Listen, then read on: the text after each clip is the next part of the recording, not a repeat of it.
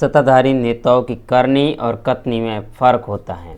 यही कारण है कि आज भी नेताओं के वादे और बातें सुनकर आम लोग कम ही विश्वास कर पाते हैं। हम बात कर रहे हैं उत्तर प्रदेश की, जहां सीएम सहित केंद्रीय मंत्री तक बेटी बचाओ बेटी पढ़ाओ के नारे के साथ अपना एजेंडा जोर और जोश के साथ दिखाते हैं। लेकिन यहाँ बेटियों के साथ होने वाले अत्याचारों की घटनाएं ये बताने के लिए काफ़ी हैं कि सरकारी वादे केवल राजनीति तक सीमित हैं। हम बात कर रहे हैं यूपी के अयोध्या के ग्रामीण इलाके की, जहां दो सगी बहन जो दलित है उनके साथ गैंग रेप का सनसनीखेज मामला सामने आया है। इनमें से एक लड़की नाबालिग है और गांव के ही 4 लड़कों पर गैंग रेप का आरोप है। पुलिस ने 3 आरोपियों के खिलाफ केस दर्ज किया है, बल्कि एक आरोपी को अभी तक कोई न तो केस में नाम है न उनके खिलाफ कोई कार्रवाई की गई है। आखिर पुलिस क्या साबित करना चाहती है, क्या एक आरोपियों को बचाना चाहती है, इस पर फिलहाल प्रश्नचिन्ह है। आइए जानते हैं कि पूरा मामला क्या है। यूपी के अयोध्या की बीकापुरा इलाके में 8 अगस्त 2022 की शाम को घटना को अंजाम दिया गया। बड़ी बहन की उम्र 19 साल बताई जा रही है, जबकि छोटी बहन की उम्र 14 साल बताई जा रही है। दोनों सगी बहन हैं और दलित हैं। बाजार से देर शाम घर वापस लौटने के दौरान गांव के बाहर इन्हें 4 लड़कों ने घेर लिया। आरोपी दोनों बहनों को खींचकर गन्ने के खेत में ले गए, जहां इस करतूत को अंजाम दिया गया। चारों ने बारी बारी से दोनों के साथ रेप किया। इसके बाद जाति सूचक शब्दों के साथ गाली गलौज करते हुए धमकी देते हुए वहां से फरार हो गए। दोनों बहनें घर वापस आई और परिवार से आप बीती सुनाई। पिता ने 112 नंबर पर डायल कर पुलिस से शिकायत की और मंगलवार को वो दोनों बेटियों को लेकर थाने भी पहुंचे। वहां पे पीड़िता ने बताया कि हमारी पिटाई की और जान से मारने की धमकी दी। परिजनों ने थाने में रिपोर्ट दी है, जिसमें 4 लड़कों के नाम दिए हैं, जबकि पुलिस ने 3 आरोपियों के खिलाफ ही मुकदमा दर्ज किया है। दोनों लड़कियों ने बताया कि घटना के बाद युवकों ने शिकायत करने पर जान से मारने की धमकी दी है। इस मामले में क्षेत्राधिकारी पुलिस बीकापुर प्रमोद यादव ने बताया कि पीड़िता के पिता तहरीर पर मुकदमा दर्ज कर लिया है और दोनों लड़कियों का मेडिकल करवाया गया है। आरोपियों की तलाश जारी है। यूपी के गोंडा जिले में एक दलित किशोर को चोर बताकर उसका सिर मुंडवाने सहित सेहरा विकृत करने और इसी गले के नीचे बीड़ी से दागने का सनसनीखेज मामला भी सामने आया है। प्रकरण में गत यानी कि पिछले सोमवार को 3 आरोपियों को नामजद करते हुए अन्य अज्ञातों के खिलाफ मुकदमा दर्ज किया गया। पुलिस के अनुसार कर्नलगंज थाना क्षेत्र के राजपुर गांव निवासी दलित व्यक्ति ने प्राथमिक रिपोर्ट में बताया कि 14 वर्षीय बेटा 7 अगस्त 2022 को सुबह जॉगिंग के लिए घर से निकलकर चोरी की तरफ गया था। इस दौरान तेज बारिश होने लगी। बारिश से बचने के लिए किशोर चोरी से गेदापुर जाने वाली सड़क के किनारे एक मंदिर के बगल में बने मकान में रुक गया। मकान में मौजूद कुछ लड़कों ने किशोर पर चोरी का आरोप लगाकर उसे मारपीट कर गाली गलौज की और जान से मारने की धमकी दी। उसके सिर से एक हिस्से के बाल मुंडवा कर उसका रूप विकृत कर दिया। सूत्रों के अनुसार आरोपियों ने किशोर को गले के नीचे बीड़ी से दाग दिया और सूचना पाकर परिजन घटनास्थल पर पहुंचे।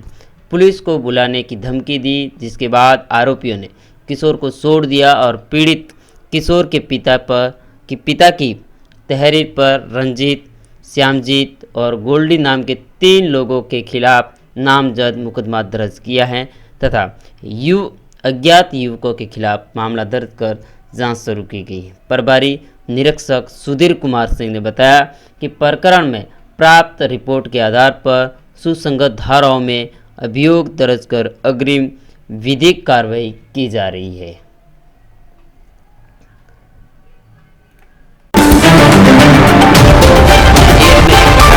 से जूझ रहे कवि सामाजिक कार्यकर्ता पी वरवरा राव को बुधवार को सुप्रीम कोर्ट ने जमानत दे दी।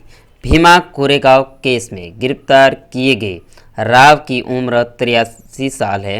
वह 2.5 साल जेल में बिता चुके हैं। उनकी तबीयत लगातार खराब है। इसे देखते हुए सुप्रीम कोर्ट ने जमानत दी है। हालांकि यह भी कहा है कि वह किसी भी गवाह से संपर्क नहीं करेंगे, मुंबई नहीं छोड़ सकते और अपनी मेडिकल कंडीशन के बारे में प्राधिकार को सूचित करेंगे। उल्लेखनीय है कि इस केस में गिरफ्तार फादर स्टैन स्वामी का जुलाई 2021 में निधन हो गया था।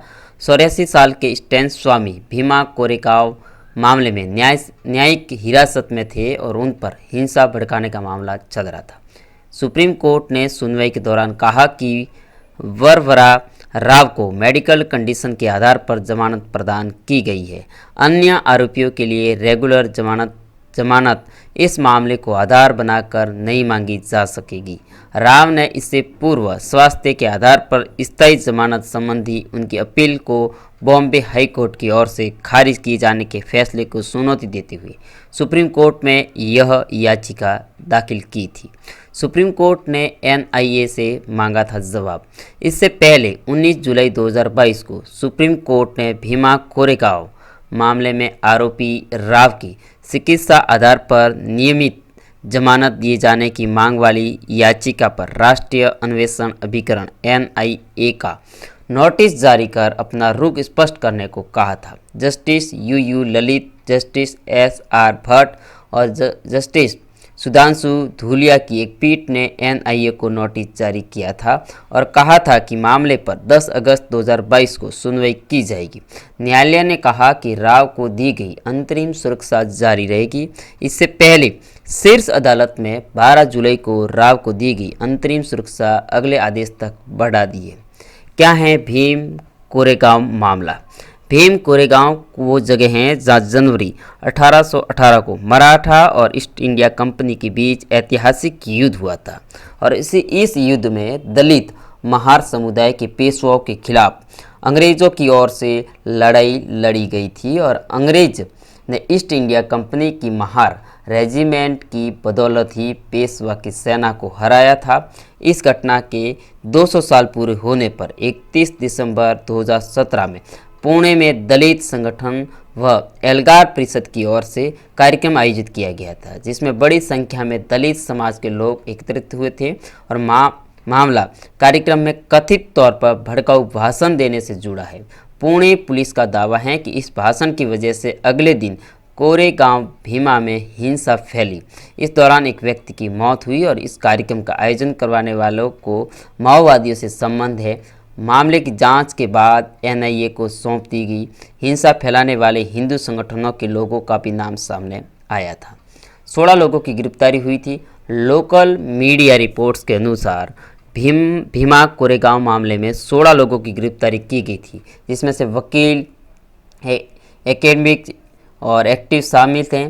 सुधीर धावले, सुरेंद्र गाडलिक, रोना विल्साल, सोना सेन, महेश राउत, वरवर राव, वरनान सहित अन्य लोग भी मौजूद थे इस गिरफ्तारी में। कौन है राव वरावर? बीबीसी हिंदी में प्रकाशित रिपोर्ट के अनुसार राव जाने माने कवि, लेखक और सामाजिक कार्यकर्ता हैं। आंध्र प्रदेश में, तेलंगाना में तेलुगु कवि के रूप में जाने जाते हैं। इनके तकरीबन 15 कविता संग्रह साहित्य प्रकाशित हो चुके हैं, जिनका कई भाषाओं में अनुवाद भी हुआ है। इनके लेखन और कविताओं की वजह से कुछ लोग उन्हें माओवादियों से सहानुभूति रखने वाले भी बताते हैं। इन्हें वामपंथी कार्यकर्ता का नाम दिया जाता है, जिनका देश भर में कई संस्थाओं और अभियानों से संबंध रहा है। पहले भी इन्हें कई बार गिरफ्तार किया जा चुका है। इन्हें पहली बार में गिरफ्तार किया गया, लेकिन इन्हें कभी भी किसी भी अभियोग में दोषी नहीं पाया गया। वही आंध्र प्रदेश सरकार और नक्सलियों के बीच हुई बातचीत में भी मध्यस्थता के तौर पर शामिल रहे। वरवर राव बीते 2 साल से सलाखों के पीछे हैं। फिलहाल खराब स्वास्थ्य के चलते उनका मुंबई में नानावती अस्पताल में इलाज चल रहा है। उनकी पत्नी हेमलता राव ने मेडिकल ग्राउंड पर उनकी जमानत मांगी थी।